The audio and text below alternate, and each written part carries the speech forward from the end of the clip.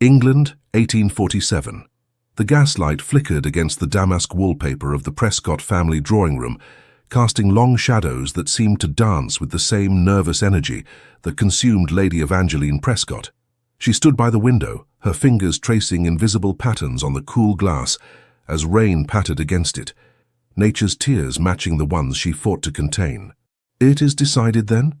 Her voice was barely audible, a whisper that nevertheless carried the weight of her entire future. Behind her, Lord William Prescott cleared his throat, the sound harsh in the tension-filled room. "The papers were signed this morning, Evangeline. You are to be the Duchess of Somerset by month's end." Evangeline closed her eyes, willing herself not to shatter like the delicate porcelain figurines that adorned the mantelpiece. The Duke of Somerset, Edmund Radcliffe. Even his name sent shivers down her spine, not the pleasant kind that heroines experienced in the romantic novels she'd secretly devoured, but the kind that spoke of dread and foreboding. "Father, surely there must be another way." She turned, her emerald eyes pleading. "The rumors about the Duke are merely that—" "Rumors," interjected Lady Helena Prescott, Evangeline's mother, though her voice lacked conviction. She adjusted her already perfect posture on the settee, smoothing invisible wrinkles from her expensive gown.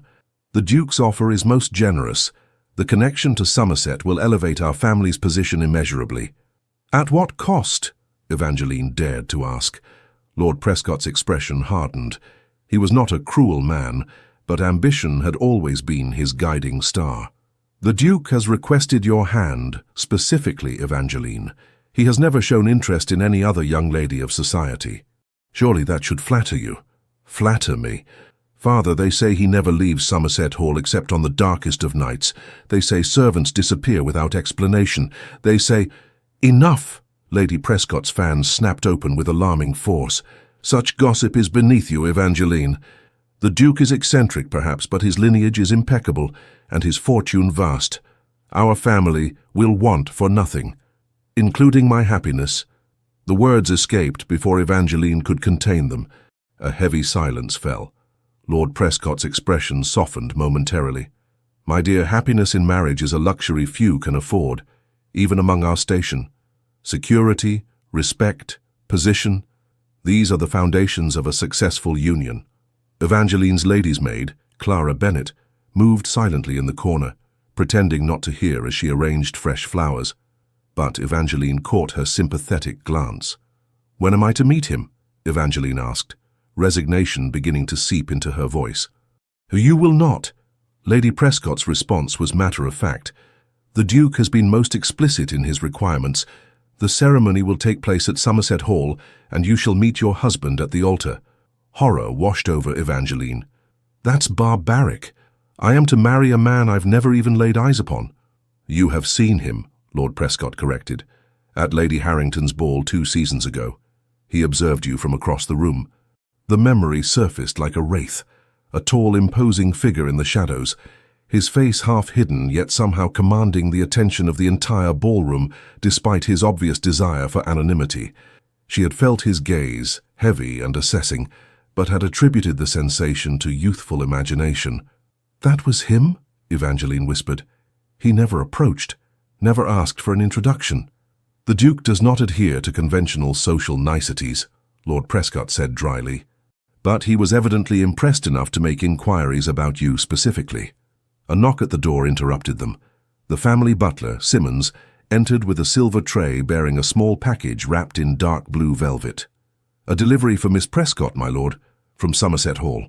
All eyes followed the package as Simmons presented it to Evangeline.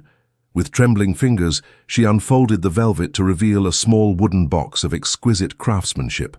When she opened it, a collective gasp filled the room. Inside lay a ring unlike any Evangeline had ever seen, not the expected diamond, but a deep blue sapphire surrounded by smaller diamonds that glittered like captured stars. Beneath it was a folded piece of parchment bearing a seal of dark red wax impressed with the Somerset crest. "Read it," Lady Prescott urged, curiosity temporarily overcoming decorum. Evangeline broke the seal and unfolded the note. The handwriting was bold, angular, unmistakably masculine. "Lady Evangeline, I offer this sapphire as a symbol of our impending union. It has adorned the hand of every Duchess of Somerset since the reign of Elizabeth the Stir. Tradition dictates that I should present it to you in person, but circumstances make this impossible at present. Know that while this arrangement may seem precipitous, it was not entered into lightly. I have observed you from afar and believe you possess qualities that Somerset has lacked for too long. I shall await you at the altar on the appointed day. Edmund Radcliffe, Duke of Somerset. No words of affection, no romantic platitudes, just cold, practical information delivered with aristocratic efficiency. Evangeline felt her future closing in around her like the walls of a beautifully appointed prison. How pragmatic, Lady Prescott commented, disappointed by the lack of sentiment. Lord Prescott nodded approvingly. The Duke is a man of business, not flowery words. This bodes well for the management of both our estates. Evangeline said nothing, but her eyes met Clara's across the room. In that silent exchange, her terror was acknowledged by perhaps the only person who truly cared for her happiness above all else. The weeks that followed passed in a blur of preparations. Seamstresses fluttered around Evangeline like butterflies, creating a trousseau fit for a duchess. Etiquette instructors drilled her on the proper behavior expected of someone of her imminent rank. Trunks were packed with her belongings, ready for the journey to Somerset Hall, a place that grew more forbidding in her imagination with each passing day. Throughout it all, Evangeline maintained a facade of calm acceptance, but inside her dread intensified. Each night she would stare at the sapphire ring, now on her finger, wondering about the man who had chosen her without so much as a proper conversation. 3 days before the wedding, as Clara arranged her hair for a final dinner with her family, Evangeline finally broke her silence on the matter. "What if I simply ran away?" she whispered, Clara's hands stilled in her mistress's copper-coloured tresses. "And go where, my lady?" "Anywhere. My cousin in Bath, perhaps, or to the continent." Clara resumed her work, securing a pearl pin. "With what funds, if I may be so bold, and how long before you were found? The Duke has resources beyond imagining. You think he would pursue me? A man of his position, publicly abandoned at the altar, without question?" Evangeline's shoulders slumped. "Then I am truly trapped." Clara moved to face her mistress, a rare breach of servant protocol. "My lady, may I speak freely?" Evangeline nodded. "My mother served at Blackwood Manor when the previous Duke was alive. She said the current Duke was not always as fearsome as people claim." Evangeline's eyes widened. What happened to change him? That she would never say, only that there was a great tragedy when he was younger, something that transformed him. Clara hesitated. "Perhaps, my lady, beneath the rumors lies a man capable of kindness still." "You truly believe that?" Clara adjusted a final strand of Evangeline's hair. "I believe that fear makes monsters of shadows, my lady, and sometimes the most frightening facades hide the deepest wounds." The evening before her departure for Somerset Hall, Evangeline found herself alone in the family library, seeking solace among the familiar books of her childhood. The door opened quietly and her father entered, looking uncharacteristically hesitant. "I thought I might find you here," Lord Prescott said, approaching slowly. Evangeline closed the volume in her lap. "I was just remembering happier times." Her father sighed heavily, taking the seat opposite her. "I know you believe I've sold you to a monster for social advancement, Evangeline. Haven't you?" The question held more sorrow than accusation. "The Duke's reputation is complicated, but not all rumors tell the full truth." Lord Prescott leaned forward. "Before I agreed to this match, I made inquiries of my own. His tenants speak of a fair landlord who never raises rents unreasonably. His business associates describe him as honorable, if intensely private. And his solicitor, with whom I negotiated the marriage settlement, insisted that the Duke had been most generous in his provisions for you." "Then why does society fear him so?" Evangeline asked. "People fear what they do not understand. And the Duke has made himself deliberately unknowable." Lord Prescott hesitated. There was indeed a tragedy in his past, one that changed him profoundly. "But that does not make him cruel." Evangeline studied her father's face, searching for reassurance. "You truly believe I will be safe with him?" "I would never send my daughter to a man I believed would harm her," Lord Prescott replied, unexpected emotion roughening his voice. "This match may not be the love match you dreamed of, but I believe it offers you security and, perhaps in time, contentment." It was the closest thing to an apology she would receive. Evangeline nodded, accepting what could not be changed. "I shall endeavour to be a dutiful duchess, then." Lord Prescott reached out awkwardly to pat her hand, a rare display of affection. "You have always exceeded expectations, my dear. I have no doubt you will do so again." The carriage journey to Somerset Hall 2 days later was interminable. Evangeline watched the landscape transform from the familiar countryside near her family home to increasingly wild, windswept moors. The sky darkened with approaching storm clouds, mirroring her growing apprehension. Clara, seated opposite her, offered silent support as the carriage finally turned onto a long, tree-lined drive. At its end rose Somerset Hall, a massive Gothic structure of dark stone and forbidding spires that seemed to pierce the steel-grey sky. "Give him a chance to be more than his reputation," Clara whispered, as the carriage wheels crunched on the gravel, coming to a halt before massive oak doors. A line of servants emerged, faces carefully neutral, led by an austere-looking woman in black. "Lady Evangeline," the woman greeted with a perfect curtsy. "I am Mrs. Eleanor Winters, housekeeper of Somerset Hall. Welcome to your new home." As Evangeline stepped from the carriage, a shadow moved in an upper window, tall, broad-shouldered, watching. Then it was gone, leaving her to wonder if her fearful imagination had conjured it. "His Grace awaits your arrival, Mrs." Winters continued, her expression giving nothing away. "The ceremony will take place in the family chapel tomorrow at noon." Evangeline summoned every ounce of courage as she followed Mrs. Winters into the cavernous entrance hall, where suits of armour stood sentinel and ancestral portraits stared down with judging eyes. Each step took her closer to her fate, to the mysterious Duke who had claimed her from afar. Tomorrow she would become the Duchess of Somerset. Tomorrow she would finally meet the man whose very name struck fear into the hearts of London's elite. Tomorrow everything would change. The morning of her wedding dawned grey and misty, as if the heavens themselves were reluctant to witness the union about to take place. Evangeline stood motionless as Mrs.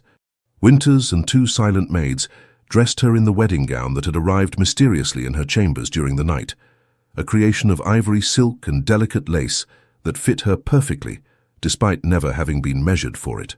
"His Grace has an eye for detail," Mrs. Winters commented, noting Evangeline's surprise at the fit. It was the closest thing to personal information about the Duke that anyone had offered since her arrival. "Has he selected everything for today?" Evangeline asked, trying to keep the tremor from her voice. "The Duke oversees all matters at Somerset Hall," was the cryptic reply. As the veil was arranged over her face, a gossamer curtain between Evangeline and the world, she caught her reflection in the ornate mirror. She looked like a ghost bride, pale and ethereal, being prepared for a sacrifice rather than a celebration. "It is time," Mrs. Winters announced precisely at 11:30. The walk to the chapel felt interminable. Located in the east wing of the vast estate, the sacred space was accessible through a long corridor lined with tapestries depicting ancient battles and hunting scenes. Evangeline focused on her breathing, on placing one foot before the other, on anything but the man waiting at the end of her journey.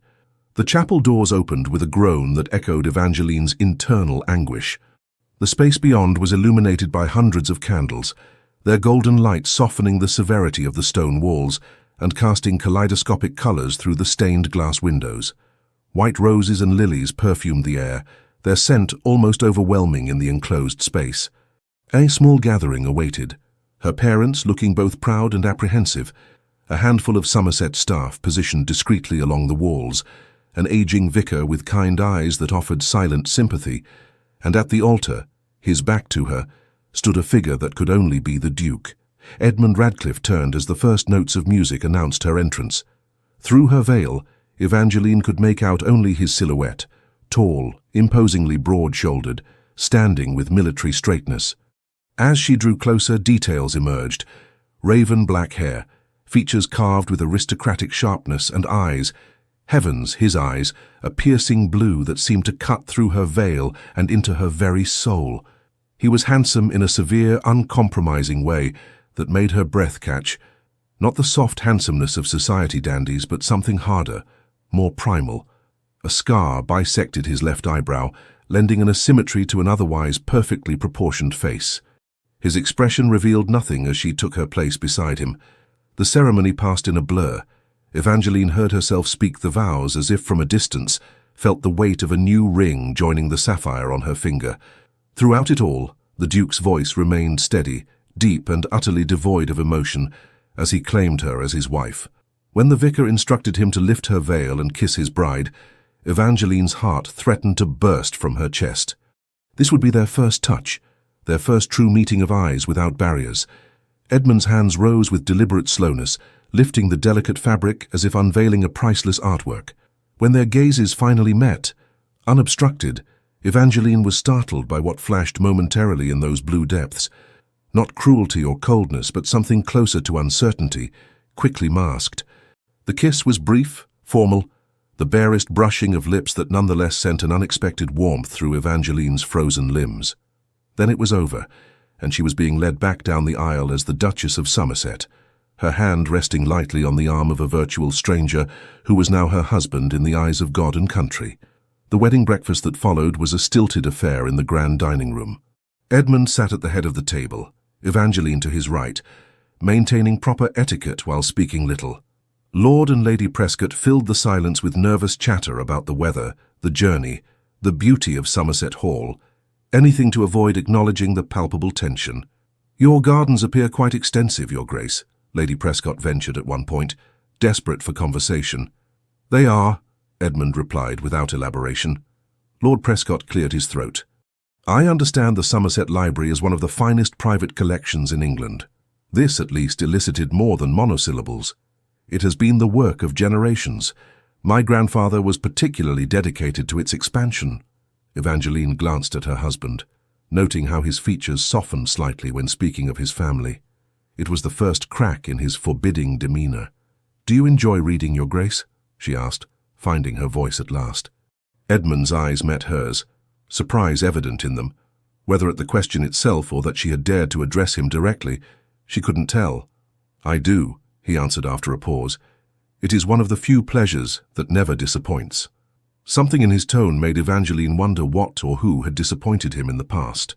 The meal concluded with strained farewells as Lord and Lady Prescott prepared to depart, leaving their daughter to her new life. Lady Prescott embraced Evangeline with unusual emotion.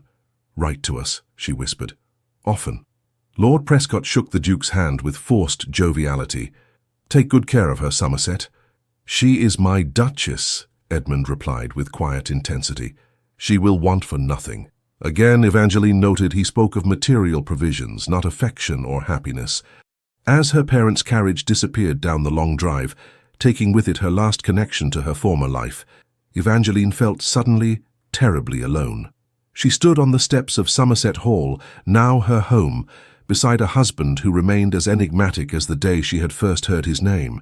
"You must be tired from the day's events," Edmund said formally, breaking a silence that had stretched between them like a chasm. "Mrs. Winters will show you to your chambers. I have matters requiring my attention in the study." Disappointment mingled with relief in Evangeline's breast. "Of course, Your Grace." "Edmund," he corrected, a flicker of something indefinable crossing his features. "You are my wife now. You should use my given name, at least in private."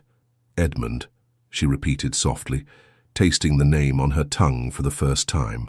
He gave a curt nod, then hesitated. "The south wing is being renovated. It would be best if you did not venture there for the time being." With that cryptic warning, so reminiscent of the Gothic novels that had once entertained and now haunted Evangeline, he turned and strode away, his footsteps echoing on the marble floor. Her chambers were a suite of rooms in the west wing, decorated in shades of blue and cream that should have been soothing but felt impersonal. Everything was new, selected with obvious care and expense, yet lacking any trace of the woman who would inhabit them. "The Duke had these rooms refurbished entirely for your arrival," Mrs. Winters informed her, a hint of approval in her usually impassive voice. "The previous Duchess's chambers had not been used in many years." "The previous Duchess?" Evangeline inquired, seizing the opportunity to learn something, anything, about the family she had married into. "The Duke's mother passed when he was quite young," Mrs. Winters replied, her tone making it clear that further questions would not be welcomed. Left alone at last, Evangeline wandered through her new domain, a sitting room with views of the formal gardens, a dressing room filled with gowns she had never seen before, a bathing chamber with modern plumbing that would have delighted her under different circumstances. The bedroom was dominated by a massive four-poster bed draped in blue velvet. Evangeline approached it with trepidation, her mind filling with thoughts of the night to come. As Edmund's wife, she knew what would be expected of her. The very idea sent alternating waves of fear and an unexpected, confusing warmth through her body. Hours passed. Clara arrived with the remaining luggage, her familiar presence a comfort in the strange surroundings. She helped Evangeline change from her wedding gown into a nightdress of cream-colored silk, another item that had appeared mysteriously in her wardrobe, and brushed out her long copper hair until it shone in the candlelight. "Has there been any word?" Evangeline asked, both dreading and anticipating her husband's arrival. Clara shook her head. "The Duke is still in his study, my lady. I mean, Your Grace." More hours passed. Dinner was served on a tray in her sitting room, a solitary meal that Evangeline barely touched. Night fell completely, and still Edmund did not come. At nearly midnight, when Evangeline had resigned herself to spending her wedding night alone, a knock sounded at her door. Her heart leapt to her throat. "Enter," she called, her voice barely audible. The door opened to reveal Edmund, still fully dressed in his wedding attire, his cravat loosened only slightly. He stood on the threshold, not entering, his expression unreadable in the dim light. "Forgive the lateness of the hour," he said formally. "I wish to ensure you were settled comfortably." "Yes, thank you," Evangeline replied, clutching her dressing gown tighter around herself. "The rooms are lovely." A heavy silence fell between them. Evangeline waited, her pulse racing, for him to approach, to claim his husbandly rights. Instead, Edmund remained by the door, his posture rigid. "Is there anything you require?" he asked. The question was so unexpected, so at odds with what she had been told to expect from this feared man, that Evangeline could only stare at him in confusion. Edmund's gaze moved over her, noting her defensive posture, the way she had positioned herself with the bed between them. Understanding dawned in his eyes, followed by something that looked remarkably like pain.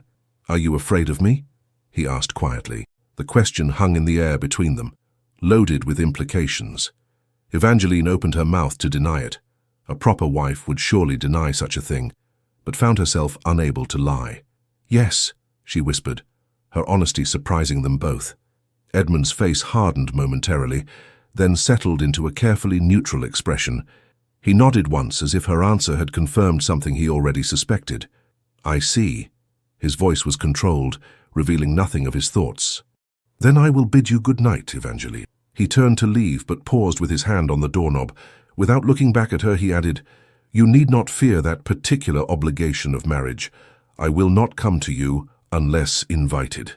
Before Evangeline could process this extraordinary statement, much less respond to it, Edmund was gone, the door closing softly behind him. She sank onto the edge of the bed, her mind reeling. Every rumor, every fearful expectation had led her to anticipate a very different sort of wedding night. The Duke of Somerset, the man whispered about in terrified tones throughout London society, had just granted her a choice in the most fundamental aspect of their marriage. Why? What manner of monster offered his frightened bride mercy? Days passed, and Evangeline began to establish a routine in her new home. Somerset Hall was vast enough that she rarely encountered Edmund except at dinner, which they took together in formal silence. He was unfailingly polite but distant, making no attempt to bridge the gulf between them. During her explorations of the estate, always careful to avoid the forbidden south wing, Evangeline discovered the library, a magnificent two-story room with shelves reaching to the ceiling, accessible by rolling ladders. Here, at least, she found comfort in the familiar embrace of books. It was in this sanctuary, a week after her wedding, that she encountered Edmund unexpectedly. He was seated in a leather chair by the fire, so absorbed in his reading that he did not immediately notice her entrance. Evangeline paused, struck by how different he appeared in this unguarded moment, his severe features softened by the firelight, his posture relaxed rather than rigidly formal. For an instant, she glimpsed the man he might have been under different circumstances. He looked up, surprise flickering across his face before the familiar mask descended. "Forgive me. I did not hear you enter." "No, I should apologize for disturbing you." Evangeline replied, backing toward the door. "I'll return later. Please stay." The words seemed to surprise Edmund as much as they did her. He gestured to the shelves. "The library is yours to use as you wish. I was just leaving." He began to rise, but Evangeline found herself speaking without planning to. "What are you reading?" Edmund hesitated, then held up the volume, a collection of poetry by John Keats. "An indulgence," he admitted, something almost like embarrassment crossing his features. "Beauty is truth, truth beauty," Evangeline quoted softly, recognizing the poet. Edmund's eyes widened slightly. "You know Keats?" "My father's library was well stocked, if not as impressive as this one," she replied. "And I've always found solace in poetry." A moment of genuine connection passed between them, brief but undeniable. Then Edmund cleared his throat, rising from his chair. "I shall leave you to your reading, then." As he passed her, he paused. "Evangeline," he said, her name still sounding unfamiliar on his lips. "Somerset Hall is your home now. You need not hide away in your chambers. The house and grounds are yours to explore." His mouth tightened slightly. "Except for the south wing," she finished for him. "Yes, I remember." He nodded, studying her face as if searching for something. Whatever it was, he seemed not to find it, for he merely inclined his head in a formal bow before leaving her alone among the books. Evangeline moved to the chair he had vacated, still warm from his presence. On the small table beside it lay not only the Keats volume, but a leather-bound journal, its pages filled with what appeared to be estate accounts. Beside it was a list of tenants' names, with notes about repairs needed to their cottages and improvements to their farming equipment. This glimpse into Edmund's daily concerns revealed a side of him society's rumors had never mentioned, a landowner who appeared to take his responsibilities to his tenants seriously. It was a small revelation, but one that added complexity to the portrait she was beginning to form of her mysterious husband. As she settled into the chair with a book of her own, Evangeline found herself wondering what other surprises lay beneath the Duke's forbidding exterior, and despite herself, she felt a flicker of curiosity, perhaps even the faintest stirring of interest, in the man she had married. Sleep eluded her that night as she stared at the canopy above, wondering what secrets lurked in the shadows of Somerset Hall, and what lay behind the carefully guarded facade of the man she had married. The man who, when faced with her fear, had offered not domination but choice. The man who perhaps was not the monster she had been led to believe. Days stretched into weeks, and Evangeline gradually settled into a routine at Somerset Hall that was vastly different from what she had imagined. Edmund proved to be an absent husband, preoccupied with estate business that frequently took him from dawn until dusk. They shared meals occasionally, always conducted with formal politeness, but he never sought her company beyond these brief interactions. True to his word on their wedding night, Edmund made no advances. He treated Evangeline with distant respect, ensuring her comfort materially while maintaining an emotional chasm between them. Their conversations remained superficial, rarely straying beyond the day's events or the running of the household. Yet Evangeline found herself watching him when he wasn't aware, the way his brow furrowed when reading correspondence, how his hands moved with surprising gentleness when handling books from his precious library, the rare occasions when his guard slipped and a flash of vulnerability crossed his features. These glimpses of the man beneath the Duke's forbidding exterior only deepened her curiosity. Somerset Hall itself was a puzzle box of contradictions. Parts of the estate were maintained with obsessive perfection, the library, the music room, the formal gardens, while others seemed deliberately neglected, particularly the mysterious south wing that remained off-limits. The staff, too, presented an enigma. They performed their duties with exceptional efficiency, but maintained a wary distance from their new mistress, only Mrs. Winters occasionally unbent enough to offer glimpses into the household's workings, though she remained steadfastly loyal to Edmund, revealing nothing of substance about him or his past. It was during the exploration of her new domain that Evangeline made her first meaningful discovery about her husband. In a rarely used drawing room in the north wing, she found a portrait half hidden behind heavier draperies, a family grouping that immediately captured her attention. A younger Edmund, perhaps 16 or 17, stood beside a seated couple, his resemblance to the stern-faced man clearly marking him as their son. But it was the fourth figure in the painting that caused Evangeline's breath to catch. A young boy of about 10, with the same raven hair as Edmund but softer features, his smile carefree in a way she had never witnessed on her husband's face. That would be Master Frederick, the young master. The voice startled Evangeline. She turned to find Simmons, the elderly butler, standing in the doorway. "I didn't know Edmund had a brother," she said, turning back to study the painting. Simmons hesitated before answering. "Had, Your Grace. Master Frederick passed many years ago." "How?" The question escaped before Evangeline could consider its propriety. The butler's face closed like a book snapping shut. "It is not my place to speak of such matters, Your Grace. If you'll excuse me, I have duties to attend to." He was gone before she could press further, leaving Evangeline with more questions than answers. A brother now deceased. This explained something of the shadows that seemed to haunt Somerset Hall, but raised new mysteries. That evening at dinner, she gathered her courage to broach the subject with Edmund. "I found a portrait today," she began carefully, watching his expression. "In the north drawing room." Edmund's hand stilled momentarily as he reached for his wine glass. "Did you? You had a brother?" The temperature in the dining room seemed to drop several degrees. Edmund's face hardened into the impenetrable mask she had come to know well.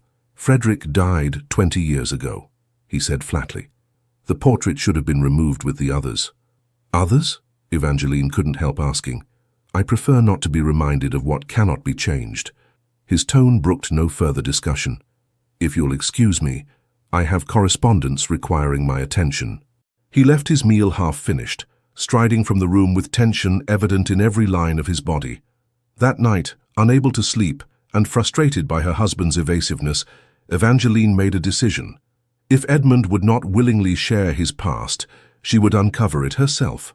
Perhaps in understanding him, she might find a way to bridge the gulf between them, a gulf she increasingly wished to cross, though she scarcely acknowledged this desire even to herself. The opportunity came sooner than expected. The following morning, Edmund announced over breakfast that he would be travelling to London on business for several days. "Is there anything you require from town?"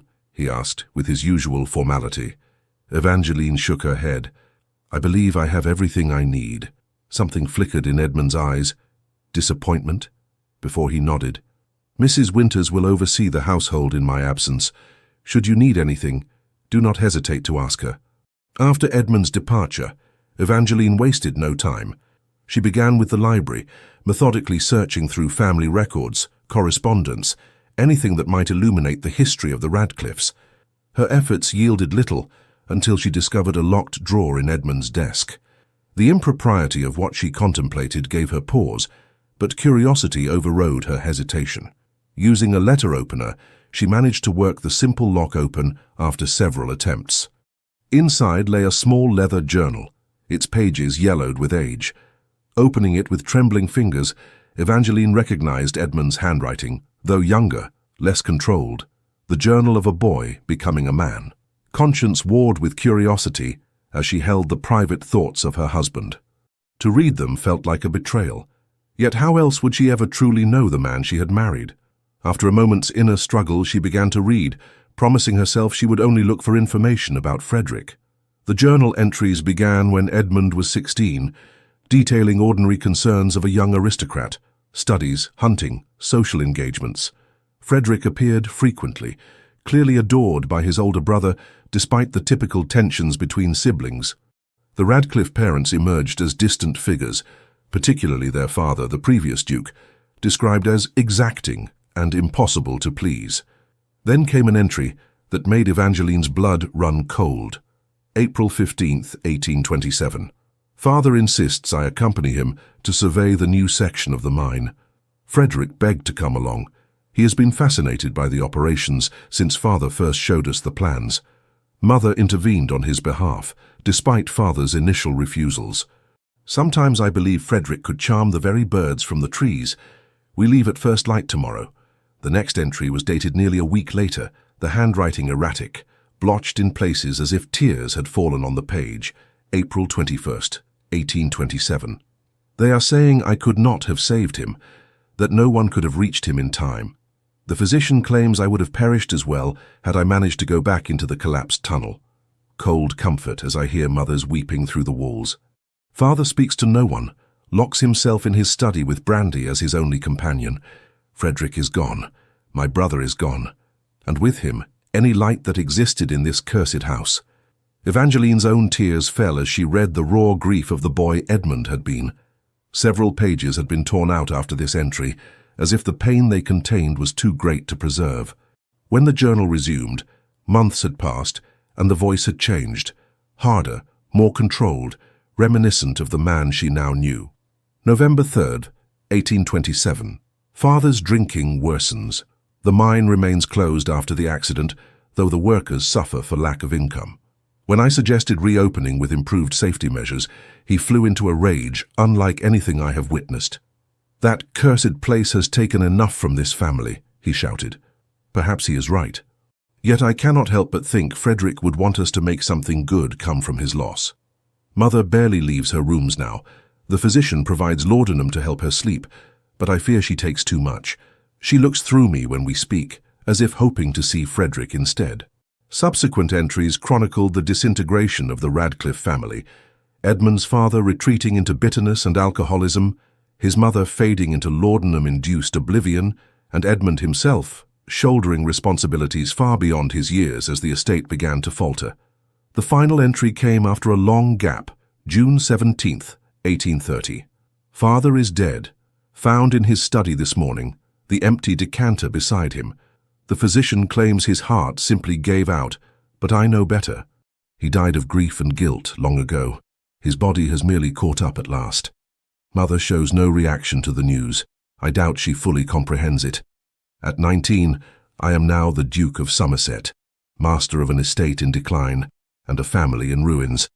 I made a vow at Frederick's graveside that I would restore what was lost, that his death would not be meaningless. Now the burden falls entirely to me. I will not fail him again. This shall be my last entry in this journal. Sentiment and self-pity are luxuries I can no longer afford. From this day forward, I must be the Duke in all things. Evangeline closed the journal, her heart aching for the boy who had lost so much and the man who had locked his grief away so completely that it had calcified into the hard shell Edmund now presented to the world. The story explained so much: his isolation, his formality, the forbidden south wing which likely housed the entrance to the mines that had claimed his brother's life. Yet it did not explain why Edmund had chosen her as his duchess after so many years alone. She carefully returned the journal to its drawer, unable to bring herself to read more of his private pain.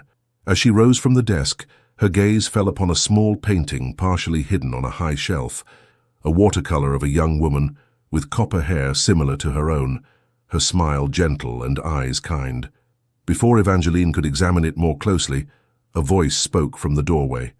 Her name was Charlotte Blackwood. Evangeline whirled around to find Mrs. Winters watching her, the housekeeper's expression unreadable as always. I was just, Evangeline began, guilt flooding her cheeks with color. Mrs. Winters stepped into the room, her gaze moving from Evangeline to the painting and back again. You resemble her somewhat. I suspected that might be why the Duke chose you when I first saw your portrait. My portrait? What portrait? The one he commissioned from the artist who sketched you at Lady Harrington's ball 2 seasons ago. Mrs. Winters spoke as if this were common knowledge. The Duke saw you there and was affected by the resemblance. Evangeline felt dizzy with this new information. Who was she to him? Mrs. Winters hesitated before answering. They were to be married, before the accident that took Master Frederick. She was visiting Somerset Hall that day, waiting for them to return from the mine. A shadow crossed the housekeeper's face. When word came of the collapse, she insisted on going to the site. Her horse was spooked by the commotion.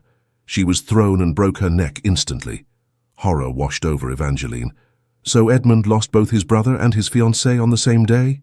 And effectively his parents soon after, Mrs. Winters confirmed.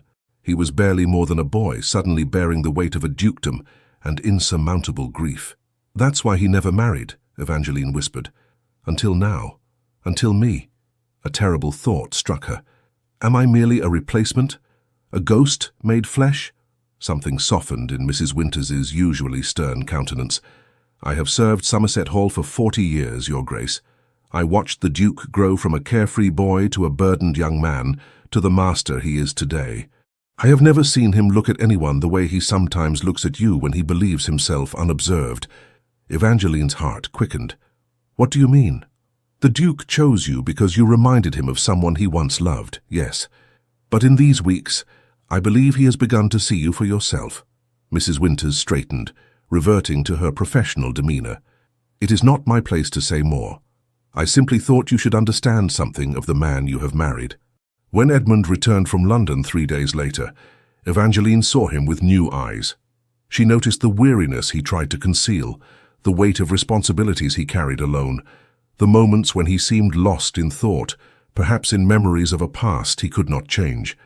At dinner that evening, instead of the polite distance she usually maintained, Evangeline engaged him in genuine conversation.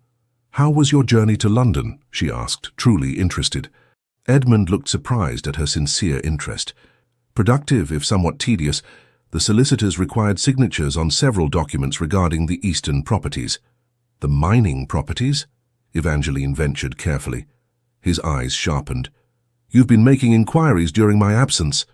"I've been trying to understand Somerset Hall," she replied, holding his gaze. "And its master." A long silence stretched between them. Finally, Edmund set down his fork with deliberate care. "What exactly have you discovered, Evangeline?" She took a deep breath.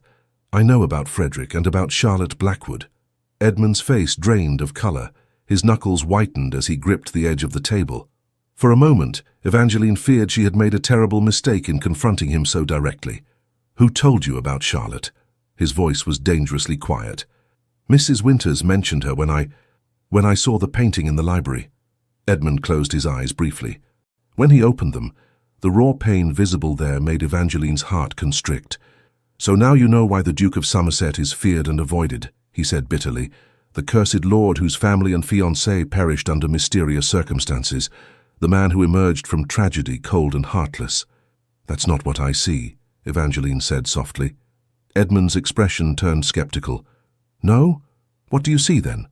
"I see a man who lost everything he loved when he was scarcely more than a boy, who shouldered responsibilities that would have crushed most men, who survived." "Surviving is not living," he replied, so quietly she almost didn't hear. Evangeline gathered her courage. "Then perhaps it's time to start living again." Their eyes met across the table, a genuine connection forming perhaps for the first time since their marriage. Something shifted in Edmund's gaze, a softening that made him appear younger, more vulnerable. The moment was broken by the arrival of a footman with the next course. Edmund withdrew behind his usual mask of formality, but not completely. Throughout the remainder of dinner, Evangeline caught him watching her with an expression that mingled curiosity with something warmer.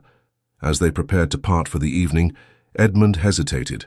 Would you care to join me in the library tomorrow? There is a collection of first editions I think might interest you." The invitation, though tentatively offered, represented the first voluntary extension of companionship from her husband. Evangeline smiled, her heart lifting. "I would like that very much."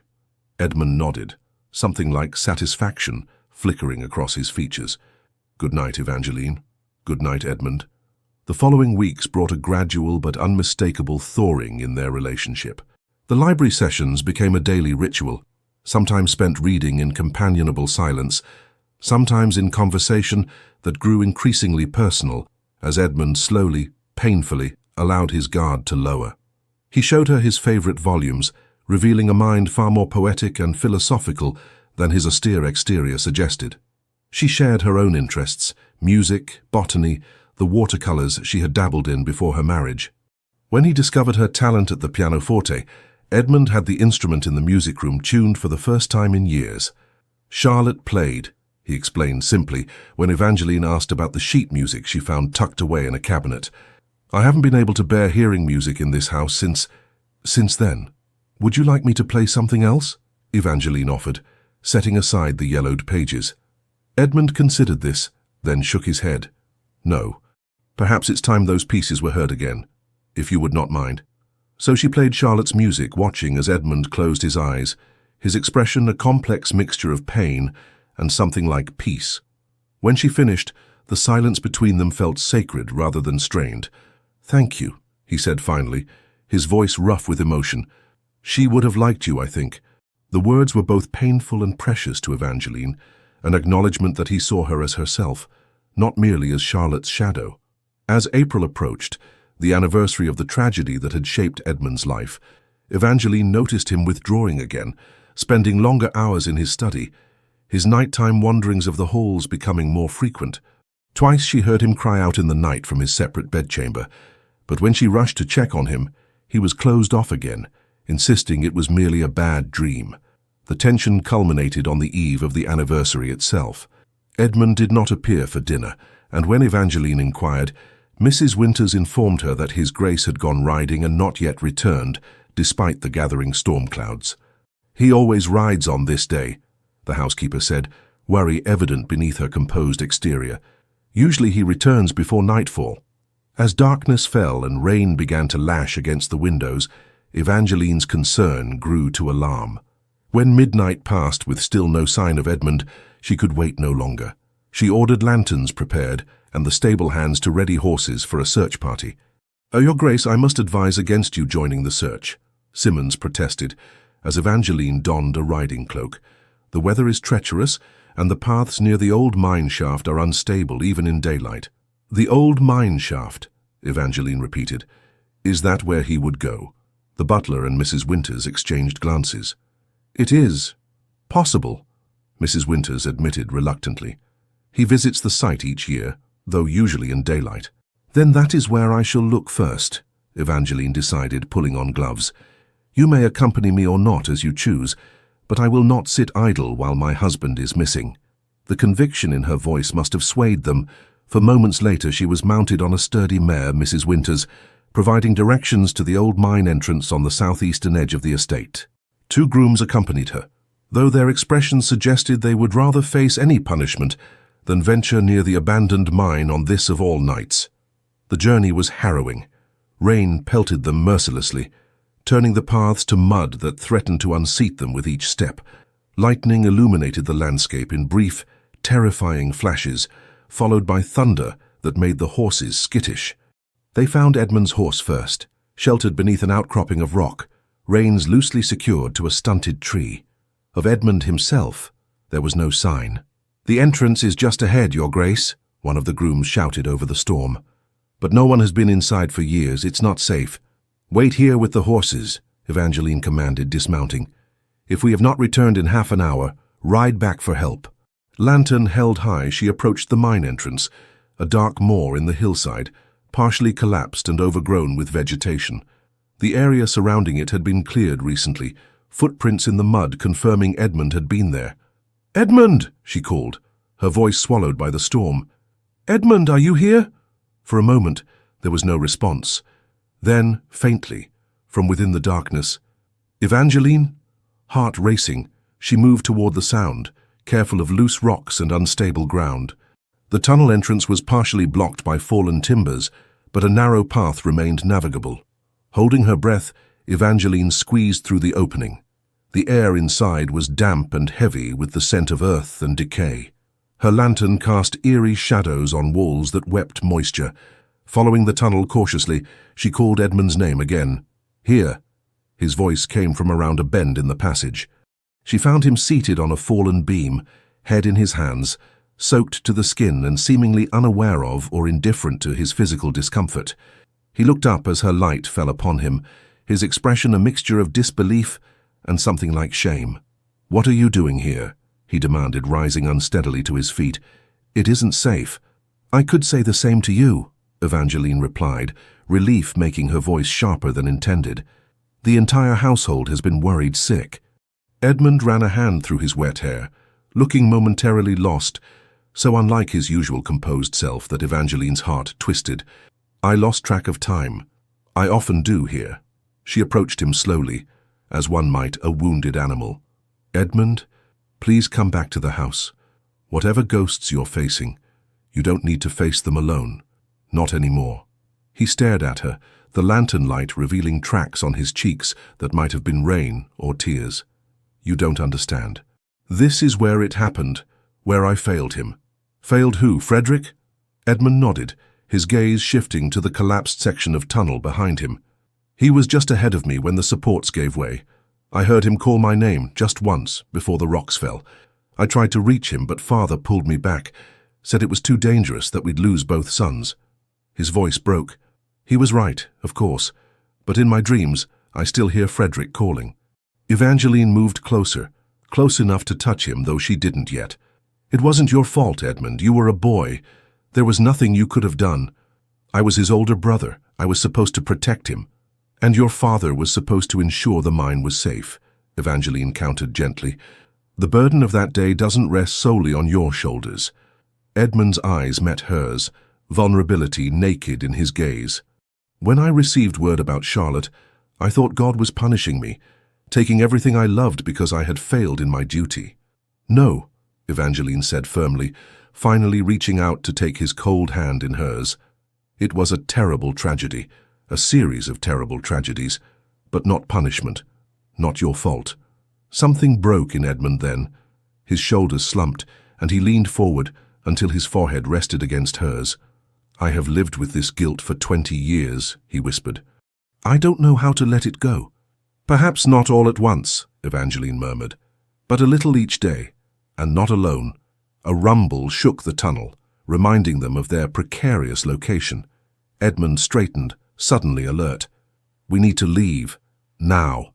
Taking her hand, he led her quickly toward the entrance, his protective instincts evidently overriding his personal anguish. They had nearly reached the opening when a louder crash sounded behind them, followed by the groaning of stressed timber. Run! Edmund shouted, pushing Evangeline ahead of him as dust and small rocks began to fall around them. They burst into the storm-lashed night moments before the tunnel entrance collapsed completely, the ancient mine giving up its final breath in a cloud of dust and debris.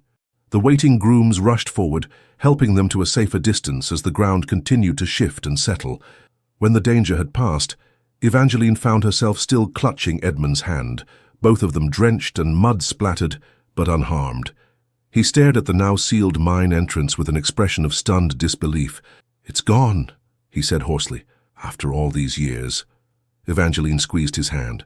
Perhaps it's time to let the past rest.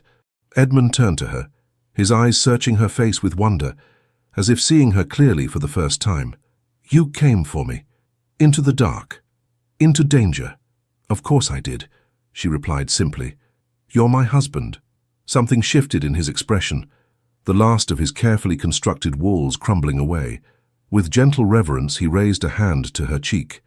Evangeline Radcliffe, he said softly, her married name sounding like a prayer on his lips. What have I done to deserve you? Before she could answer, he lowered his head and kissed her, not the formal brush of lips from their wedding day, but a kiss of genuine emotion, of gratitude and awakening tenderness, and something that might, with time, grow into love. When they finally parted, Edmund pressed his forehead to hers, their breath mingling in the cold air. Let's go home, he whispered.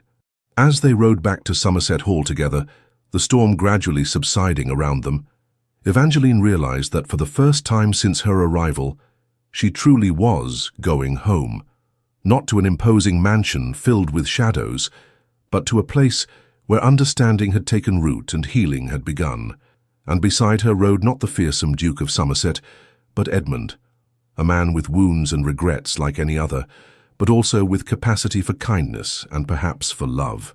Spring gave way to summer, bringing transformation to both Somerset Hall and its inhabitants. The estate seemed to breathe more freely, as if the collapse of the mine entrance had indeed allowed old ghosts to rest at last. Edmund ordered the south wing renovations accelerated, turning what had been a neglected reminder of tragedy into bright, airy spaces filled with light. Most significant, however, was the change in Edmund himself. The formidable facade remained when dealing with tenants or business associates. The Duke of Somerset would always command respect. But in private, with Evangeline, a different man emerged. The stern lines of his face softened when he smiled, which he did with increasing frequency. His laugh, when she first heard it, startled them both with its rusty disuse, but soon became a sound she treasured. Their evenings were now spent together by choice rather than obligation. Sometimes they read aloud to each other in the library. Sometimes Evangeline played the pianoforte, while Edmund listened with closed eyes. And sometimes they simply talked, about books, about the estate, about their childhoods, their hopes. Edmund began showing Evangeline the business of running Somerset, explaining estate accounts and management decisions, valuing her perspective in a way that made her feel truly partnered rather than merely decorative. "You have a good mind for figures," he remarked one afternoon as they reviewed the quarterly accounts together. "Better than mine, in truth." "My father never bothered to teach me such things," she replied, pleased by the compliment. "He assumed I would marry someone who would handle all financial matters." Edmund's mouth quirked in a half-smile. "And instead, you married me, who insists on boring you with ledgers and crop rotations." "I find it fascinating, not boring," Evangeline corrected him. "This is our home, our responsibility. I want to understand it." The word "our" hung between them, weighted with meaning. Edmund reached across the desk to cover her hand with his. "I never expected to share these burdens," he said quietly. "I had grown accustomed to carrying them alone." "You don't have to anymore," Evangeline promised. That night, for the first time, Edmund came to her chamber not merely to bid her good night, but to stay. Their coming together was tender, hesitant at first as they learned each other, then growing in passion as trust deepened between them. Afterward, as Evangeline lay in the circle of her husband's arms, she marveled at how far they had come from that first fearful night. "What are you thinking?" Edmund murmured against her hair. Evangeline smiled in the darkness. "I was remembering our wedding night, when you asked if I was afraid of you." His arms tightened slightly around her. "I saw such terror in your eyes. It wounded me, though I had no right to feel wounded when I had given you every reason to fear." "Not you," Evangeline corrected gently. "Your reputation, the rumors. But the man who asked that question, who gave me choice when he could have demanded his rights, I think I began to fall in love with him in that moment, though I didn't recognize it then." Edmund went very still. "Love?" he echoed, the word sounding foreign on his tongue. Evangeline's heart raced as she realized what she had admitted. They had never spoken of love, not directly. Affection, yes. Partnership, certainly. But this deeper sentiment had remained unvoiced until now. "Yes," she said softly, gathering her courage. "I love you, Edmund. Not because you remind me of anyone else or because you're the Duke of Somerset, but because you're you. Stubborn and honorable and kind beneath all that formidable armor." Edmund shifted, propping himself up to look down at her face in the moonlight that filtered through the curtains. His expression was one of wonder and disbelief. "I never thought to hear those words again," he whispered. "Never thought to feel worthy of them." "You are," Evangeline insisted, reaching up to touch his face. "So worthy." Edmund turned his head to press a kiss into her palm. "When I first saw you at that ball 2 seasons ago, something about you called to me. Yes, there was a resemblance to Charlotte. I won't deny that drew my eye initially. But it was your spirit that held my attention. The way you laughed with genuine delight at your companion's jest. The kindness you showed to an elderly dowager whom others had abandoned in favor of more exciting company." He paused, tracing the curve of her cheek with gentle fingers. "I watched you refuse 3 dancing partners without appearing unkind, then accept the 4th, a shy young man others had overlooked. I saw intelligence in your eyes when you discussed poetry with the ambassador's wife, while other young ladies spoke only of ribbons and gossip." "You noticed all that?" Evangeline asked, amazed. Edmund nodded. "I noticed everything about you, and for the first time in nearly 2 decades, I found myself thinking of a future that wasn't merely duty and obligation. It terrified me." "So you arranged our marriage without meeting me properly?" Evangeline prompted, curious rather than accusatory. "I convinced myself it was for the best, that a formal arrangement would protect us both from complications." A rueful smile crossed his lips. "In truth, I was a coward. I feared your rejection if you knew the man behind the title, the broken man so many whispered about." "Not broken," Evangeline corrected, lifting herself to kiss him softly. "Just wounded. And healing now, I think." "Because of you," Edmund murmured against her lips. "My brave, beautiful Duchess, who faced down her fears and mine." He drew back slightly, his expression suddenly serious. "I love you, Evangeline. I should have told you weeks ago, but the words felt presumptuous somehow, as if I had no right to them after bringing you here under such circumstances." "Say them again," Evangeline requested, joy blooming in her chest. "I love you," Edmund repeated, his voice stronger. "With all that I am, all that I have been, and all that I might become with you beside me." They sealed this declaration with a kiss that promised a future neither had dared to imagine when they first met at the altar. A future built on understanding, respect, and love freely given rather than coerced or assumed. Autumn came to Somerset, painting the estate in russets and golds. The harvest was bountiful, the tenants prosperous under Edmund's increasingly fair and forward-thinking management. Improvements Evangeline had suggested, a school for tenants' children, a clinic staffed by a physician who visited weekly, were being implemented with enthusiasm. Somerset Hall itself had undergone a metamorphosis. Rooms long closed were opened and refreshed. The grounds were maintained with care rather than obsession. Laughter could often be heard echoing through corridors that had known only hushed whispers for decades. The staff, too, had thawed considerably toward their new Duchess, particularly after witnessing the change in their master. Mrs. Winters actually smiled on occasion, and even Simmons had been known to unbend enough to share stories of Edmund's boyhood pranks with Evangeline when his master was not present. It was on a crisp October morning when the final piece of healing fell into place. Evangeline had been feeling unwell for several days. Nothing serious, just fatigue and a curious sensitivity to certain scents. When she mentioned it to Mrs. Winters, the housekeeper's knowing look sent a thrill of possibility through her. The local physician confirmed her suspicions during his weekly visit to the estate clinic. Evangeline was with child, Edmund's child, due to arrive in the early spring. She waited until that evening to share the news, after they had dined and retired to the library for their customary quiet time together. Edmund was reading correspondence by the fire, while Evangeline ostensibly worked on embroidery, though her thoughts were far from the delicate stitches. "Edmund," she began, setting aside her needlework, "I visited Dr. Harrison today." Her husband looked up immediately, concern crossing his features. "Are you unwell? You've seemed tired lately." "Not unwell, no."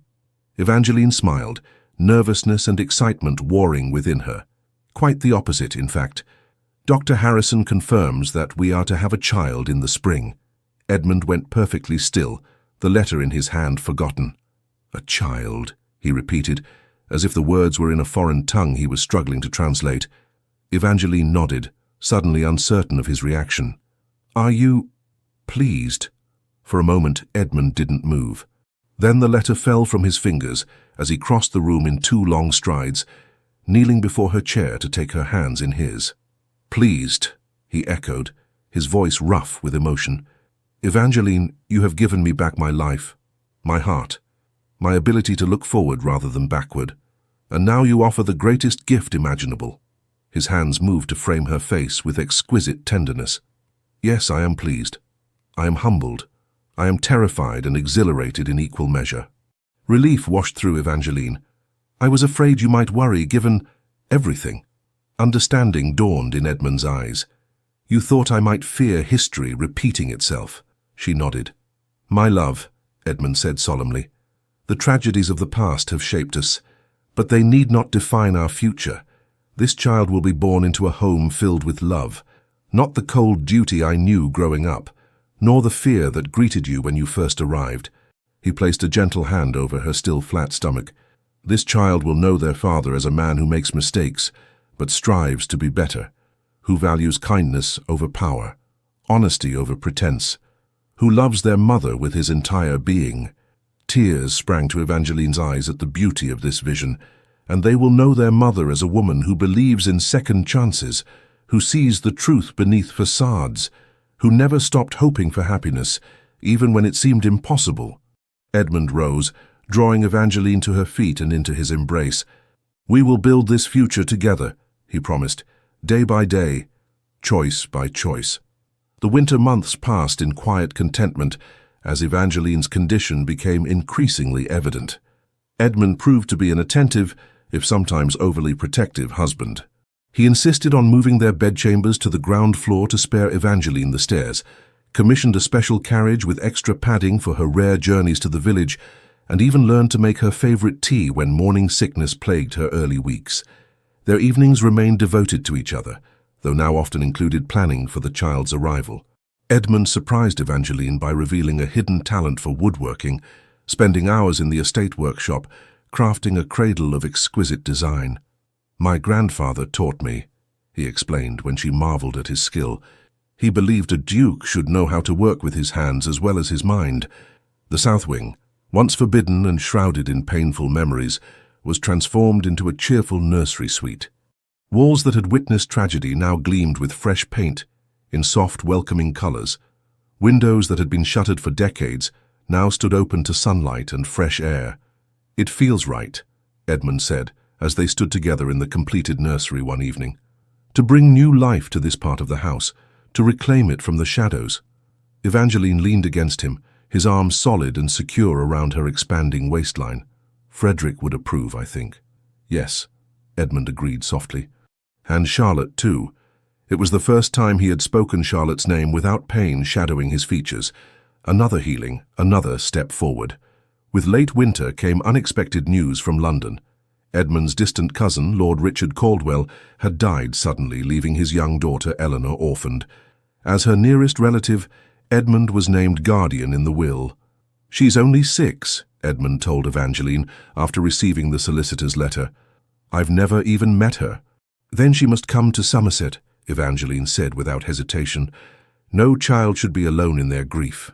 Edmund's face softened with love and gratitude. "You would welcome her? Now, with the baby coming so soon?" "Of course. She's family, Edmund." 2 weeks later, a small, solemn-faced girl with enormous brown eyes arrived at Somerset Hall, clutching a worn doll and regarding her new guardians with wary uncertainty. Evangeline's heart went out to her immediately, recognizing in Eleanor's reserved demeanor the same defensive wall that Edmund had built around his own heart. To everyone's surprise, it was Edmund who broke through the child's reserve first. Kneeling despite his dignified position to address her at eye level, he spoke to her not with condescension, but with simple honesty. "I know what it is to lose those you love, Eleanor," he told her. "Somerset Hall was a cold place when I was a boy. But it isn't anymore. And while we can never replace your father, we would like to offer you a home here if you'll have us." Eleanor studied him carefully with the unnerving directness of childhood. "Can I have a pony?" she asked finally. Edmund's startled laugh, genuine and warm, echoed through the entrance hall. "Yes, I believe that could be arranged." The addition of Eleanor to their household brought unexpected joy in the final weeks before the baby's arrival. Her presence seemed to complete something in Edmund, allowing him to revisit aspects of childhood through her eyes, this time with warmth and affection rather than the cold duty he had known. Watching him teach Eleanor to ride her promised pony, hearing their laughter drift up from the gardens, Evangeline felt her heart might burst with happiness she had never dared to imagine when she first arrived at Somerset Hall as a frightened bride.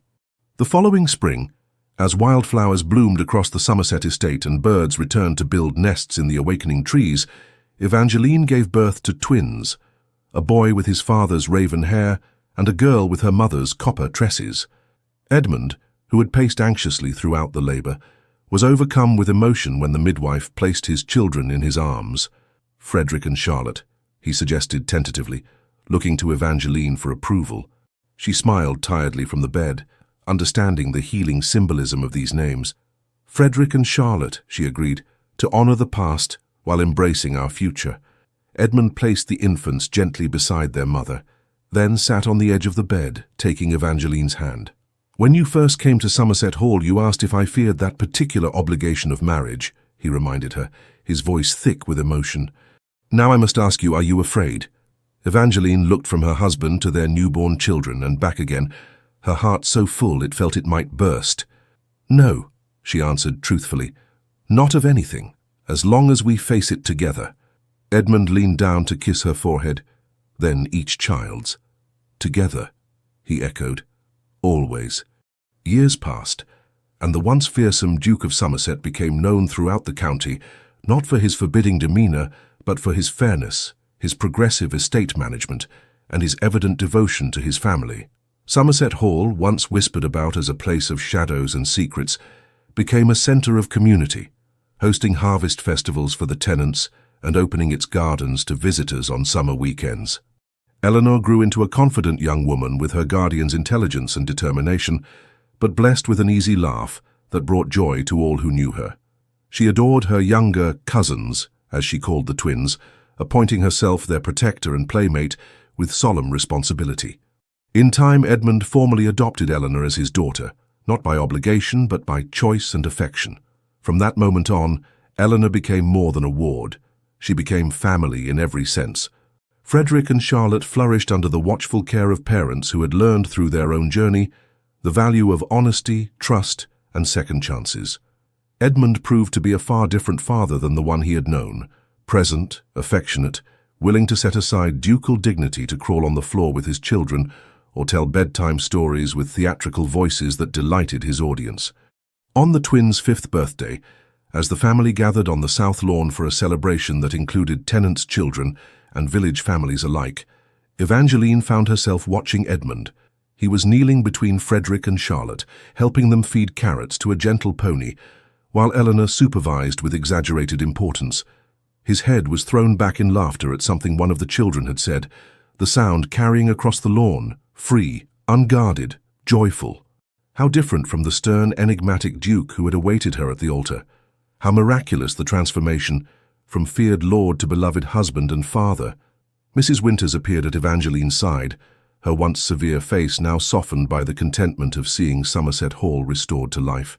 "You've done well, Your Grace," the housekeeper said, following Evangeline's gaze to Edmund and the children. "We've done well together," Evangeline corrected gently. "All of us." That evening, after the celebrations had ended and the children were asleep, Edmund found Evangeline in their private sitting room, gazing out at the starlit gardens. "Happy?" he asked, coming to stand behind her, his arms encircling her waist. "Beyond measure," she replied, leaning back against his chest. "And you?" "I never knew such happiness was possible," Edmund admitted. "When you first came to Somerset Hall, I was a man half alive, dwelling in shadows, afraid to hope for more than duty and obligation." He turned her gently to face him. "You changed everything, Evangeline. With your courage, your compassion, your willingness to see beyond my walls." "We changed each other," she corrected, reaching up to trace the lines of his face, no longer severe but softened by years of smiles. "That's what love does, I think. It transforms us, not into different people but into better versions of ourselves." Edmund smiled, the expression now natural and frequent, where once it had been rare. "Do you remember the question I asked you on our wedding night? 'Are you afraid?'" Evangeline quoted softly. "And now I ask you again," Edmund said, his blue eyes holding hers. "After all these years, after all we've built together, are you afraid?" Evangeline rose on tiptoe to press her lips to his, pouring into the kiss all the love and gratitude and joy of their shared journey. "Not of anything," she whispered against his mouth. "Not with you beside me." In the nursery above, their children slept peacefully, untroubled by the ghosts that had once haunted Somerset Hall. In the gardens below, spring flowers bloomed where once shadows had dominated. And in their embrace, a duke once feared for his cruelty and a young woman once terrified of her fate found the answer to the question that had started their journey. "Are you afraid?" "Not anymore." The end. Dear listener, sometimes life places us in grand, echoing halls of uncertainty, where shadows of the past seem louder than the promises of the future. Perhaps you, like Evangeline, have known fear. Perhaps you, like Edmund, have carried silent grief for years no one could see. But tonight, let this story remind you, healing is always possible, even after decades of silence. Love can find us not in youth's haste, but in maturity's depth, and the most profound connections often come not when we are perfect, but when we are honest. Your worth has never been measured by your age or your past. It is found in the courage to keep loving, to keep hoping, and to keep opening the door, even when the world outside feels cold. So rest tonight knowing this: you are cherished. And just like Somerset Hall bloomed again, so can your heart in every season. With warmth, light, and deep gratitude, Legends of the Fall team, thank you so much for staying with us until the very end. We hope this story brought you comfort, warmth, and a spark of hope. If it touched your heart, we invite you to subscribe to the channel, like, comment, and share with someone who needs a reminder that love, healing, and transformation are always possible, even in the most unexpected places. From the bottom of our hearts, thank you for supporting our channel so we can continue bringing you more stories filled with love, redemption, and beautiful twists of fate.